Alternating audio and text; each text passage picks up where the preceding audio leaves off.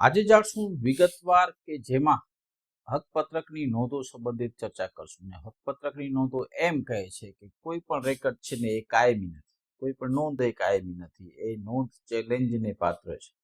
કારણ કે જમીન મહેસૂલ કાયદામાં અને જમીન મહેસૂલ નિયમોમાં એવી જોગવાઈ કરવામાં આવી છે કે માલિકી હક નક્કી કરવાની સત્તાઓ માત્ર સિવિલ કોર્ટને રહેલી છે. જ્યાં સુધી સિવિલ કોર્ટ કોઈ માલિકી બાબતની કે વારસો બાબતની તકરાર પૂર્ણ ના કરે ત્યાં સુધી મહેસૂલી અધિકારીઓ એવી કોઈ નોંધને આધારે કોઈને માલિક માની શકતા નથી. પરંતુ ઘણા કેસોમાં એવું જાણવા મળ્યું છે કે મહેસૂલી અધિકારીઓ એ વારસો નક્કી કરતા હોય. ખરેખર મહેસૂલી અધિકારીઓને વારસાઈ નક્કી કરવાની સત્તાઓ છે જ નહીં, જ્યારે તે આડી લીટીના વારસદારો હોય.